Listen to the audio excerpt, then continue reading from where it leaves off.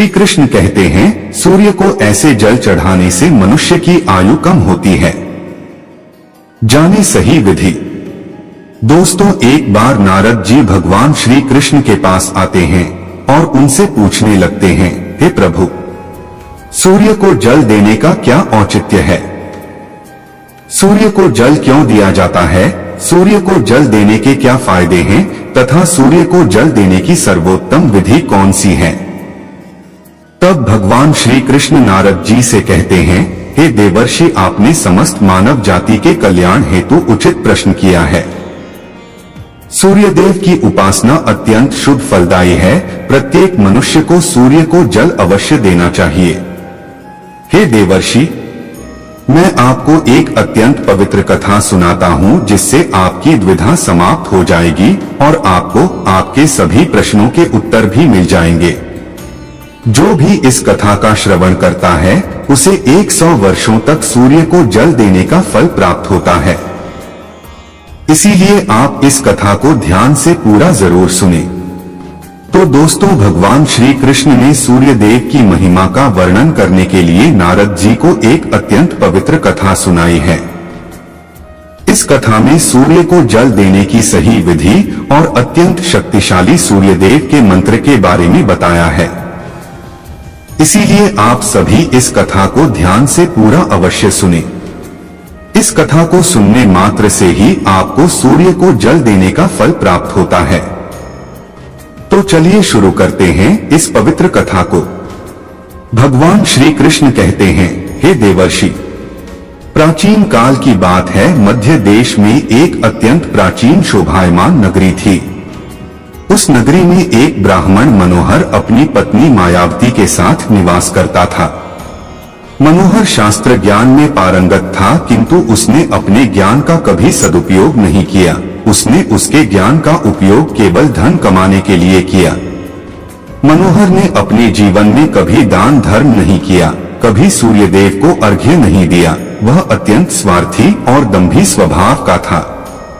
फिर एक दिन वह वन से जा रहा था तो एक विषैले सर्प के काटने के कारण मनोहर की मृत्यु हो गई।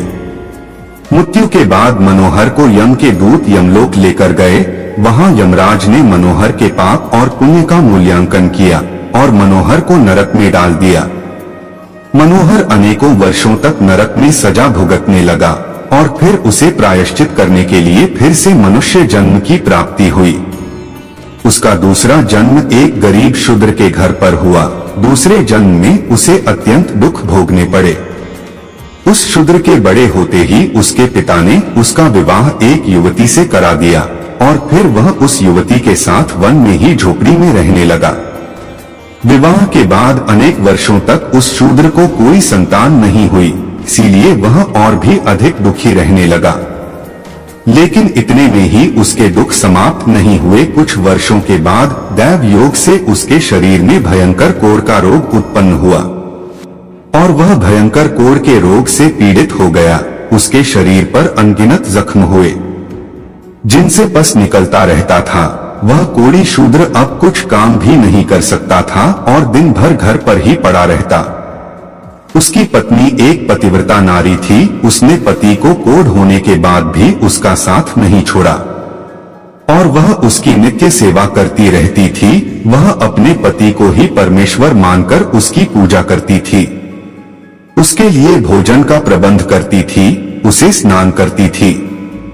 वह शूद्र अनेक बार मन ही मन सोचता रहता था कि किस जन्म के पाप के कारण उसे यह कोढ़ रोग हुआ।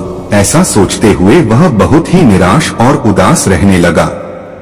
फिर एक दिन उसके द्वार पर एक साधु पधारे। उस कोढ़ी शूद्र की पत्नी ने उन साधु महात्मा की बड़ी सेवा की, जिससे प्रसन्न होकर उस साधु ने उस कोढ़ी की पत्नी को वर मांगने के लिए कहा। तो कोढ़ी की पत्नी ने कहा, हे महात्मा, मेरे लिए मेरे पति ही सर्वस्व है, वही मेरे स्वामी है। आथा आपसे विनती है कि मेरे पति का रोग दूर करे और उन्हें पहले के जैसा बना दे। इस पर उस साधु महात्मा ने कहा, हे देवी, यह रोग तुम्हारे पति को उसके पिछले जन्म के कर्मों के कारण प्राप्त हुआ है। यही विधि का विधान है।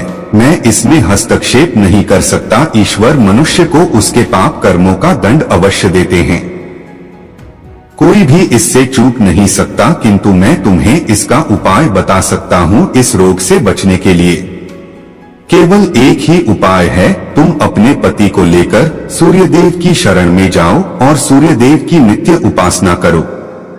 सूर्यदेव की कृपा से तुम्हारा पति कोढ़ से मुक्त हो जाएगा और उसे कामदेव के समान रूप प्राप्त होगा। फिर उस साधु महात्मा ने उस स्त्री को सूर्यदेव की उपासना की विधि बताई। उस विधि को जानकर उस कोढ़ी की पत्नी ने अपने पति के साथ मिलकर पूरी निष्ठा और श्रद्धा से सूर्यदेव की उपासना की और देखते ही देखते कुछ ही दिनों में उसका पति पूरी तरह से ठीक हो गया। वह कोढ़ के रोग से पूरी तरह से मुक्त हो गया और सूर्यदेव की कृपा से उसे सुंदर रूप, बलवान शरीर तथा धन संपत्ति की प्राप्ति हुई और वह कोढ़ी शूद्र बहुत धनवान बन गया। हे नारद, अब मैं तुम्हें सूर्य देव को प्रसन्न करने की विधि और मंत्र के बारे में बताता हूँ, जिसे करने से मनुष्य के सभी रोग नष्ट होते हैं, उसे उत्तम स्वास्थ्य और सुख समृद्धि की प्राप्ति होती है। श्री कृष्ण कहते हैं, हे नारद, रोज सूर्य देव को जल चढ़ाना एक ऐसा नियम है जो मनुष्य के जीवन में बहुत बड़ा बदलाव ला सकता है। सूर्य शक्ति इतनी अलौकिक है कि इसके बिना यह पूरी धरती तहस नहस हो सकती है। सूर्यदेव प्रकाश, सकारात्मकता, इंद्रिय संयम, ऊर्जा आदि के देवता है। सूर्यदेव को मात्र जल चढ़ाने से सभी संकट दूर हो सकते हैं। संसार की हर परेशानी का हल सूर्य देव के पास ही है। सूर्य देवता की उपासना करने से आत्मा की शुद्धि होती है और मनोबल बढ़ता है। सूर्योदय के समय सूर्य की किरणों से वातावरण पवित्र और सकारात्मक बन जाता है। यदि प्रतिदिन सुबह स्नान करके सूर्य देवता को मंत्रों का उच्चारण करते हुए जल चढ़ाते हैं तो इसके कई फायदे होंगे। कुंडली में अन्य ग्रहों की तरह ही सूर्य के शुभ या अशुभ स्थिति में होने से जीवन पर भी इसका शुभ या अशुभ प्रभाव पड़ता है।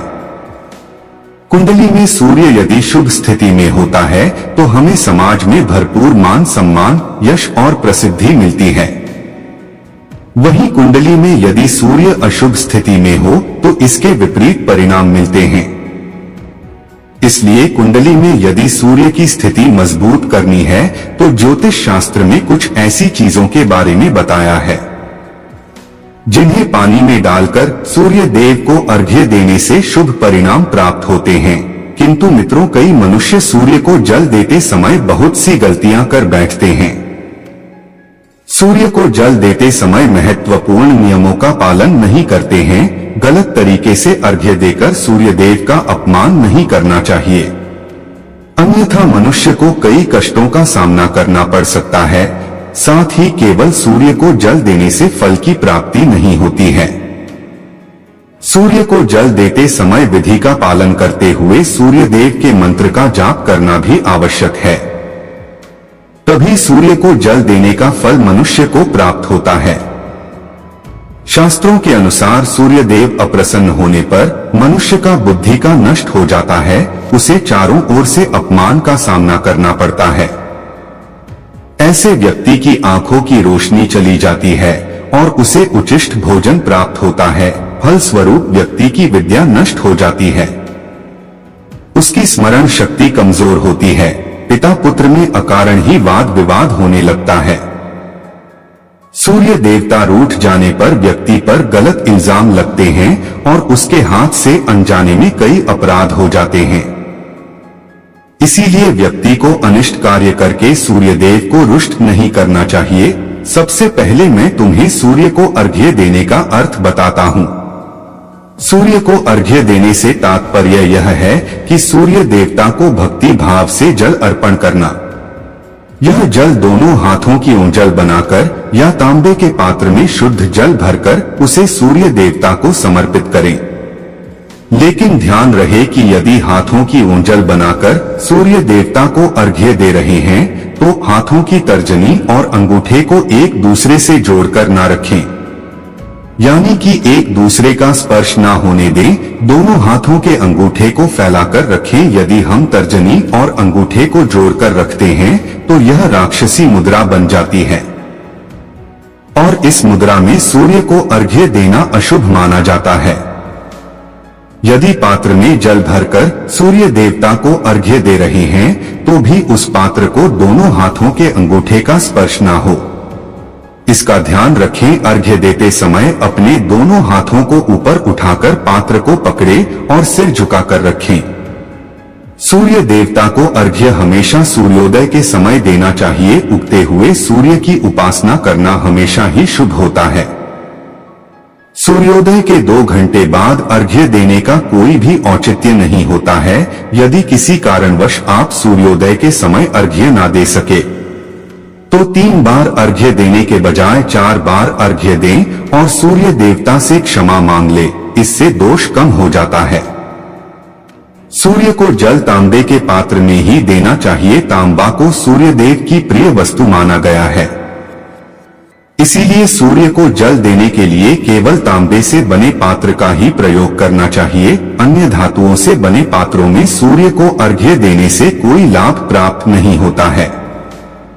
परमात्मा ने सूर्य को जगत में प्रकाश करने, संचालन करने, अपने तेज से शरीर में ज्योति प्रदान करने तथा जठराग्नि के रूप में आमाशय में अन्न को पचाने का कार्य सौंपा है। इसी कारण से तांबे के पात्र में रखे जल को पीने से व्यक्ति पेट से जुड़े रोगों से भी मुक्त हो जाता है। उस तांबे के पात्र में गंगाजल या पवित्र नदियों का जल भरें। यदि ऐसा संभव नहीं है तो शुद्ध जल का प्रयोग करें। मात्र जल से कभी भी अर्घ्य नहीं देना चाहिए। जल के पात्र में जल के साथ मुख्य रूप से कोई भी लाल फूल, लाल चंदन और अक्षत जरूर डालें। आप चाहें तो इस जल में थोड़ा सा घी, शहद, दूध या गुड़ इत्यादि भी मिला सकते हैं। सूर्य देव को अर्घ्य देने का सही समय तब होता है जब सूर्य लालिमा लिए हो, अर्थात जब प्रातः काल में सूर्य लाल रंग का दिखाई दे तो उस समय अर्घ्य देना सर्वश्रेष्ठ फल देता है। यदि किसी मनुष्य ने सूर्य को अर्घ्य देने का संकल्प लिया है तो यह संकल्प कभी नहीं तोड़ना चाहिए। जितने दिनों का भी संकल्प लिया हो उतने दिन सूर्य को अर्घ्य अवश्य देना चाहिए।